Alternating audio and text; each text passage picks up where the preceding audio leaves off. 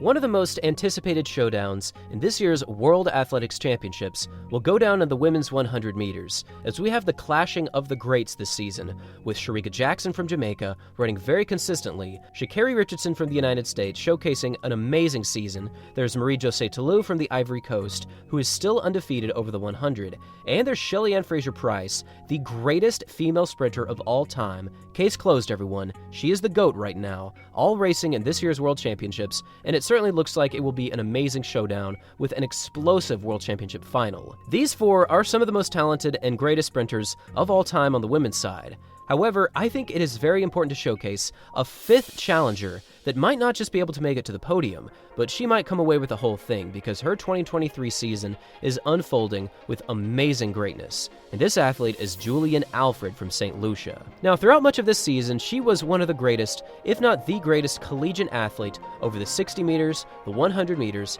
and the 200-meter dash. For her 60-meter indoor campaign, Alfred went on a tear of the history books, running under 7 seconds multiple times, breaking the collegiate record 4 times, and then in the NCAA Championships, she threw down a 6.94-second performance, breaking the collegiate record once again and landing herself as the second fastest athlete in indoor 60-meter history. After an amazing indoor season, she took her talents to the outdoor season, and this is where she really started to shine on the international scene, because over the 100-meter distance this season, she has gone undefeated, breaking the 11-second barrier multiple times, winning the NCAA Championships yet again, but it was really her big race on July 18th that was the greatest of them all, as she took down Sha'Carri Richardson with a time of 10.89. This was the first loss that Richardson has had in 2023, and it even put Julien Alfred even more on the watch list for this year's World Championships. But it is also very important to mention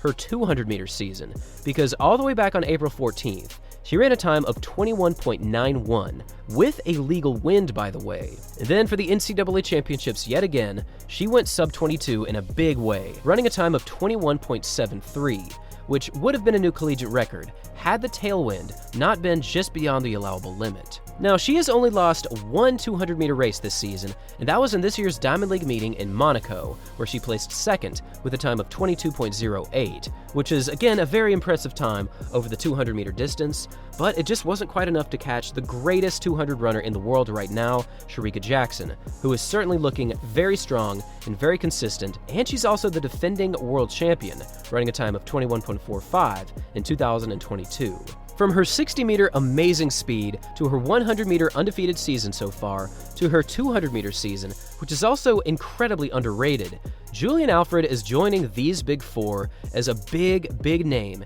heading into this year's World Championships, and I really do think that she has the real ability to get on the podium against these legends, and if she does, it will just be icing on the cake to what I think just might be the greatest sprinting season in collegiate history. Given her incredible consistency over the 100 meters for the past 4 months now, I think Alfred is timing her season pretty well, considering that she has had a very long and demanding NCAA season so far. Compared to most athletes that have run perhaps 10 or 15 times, she has raced more than 30 times this season, which certainly could lead to some racing fatigue, but Julien Alfred has proven time and time again to show up and compete when it really matters. And now I want to hear from all of you. What do you think Julien Alfred is set to do in this year's World Championships in the 100 meters and in the 200 meters, if she chooses to run in that distance as well? Leave your thoughts in the comment section down below. Thanks for watching, everyone, and as always, until next time.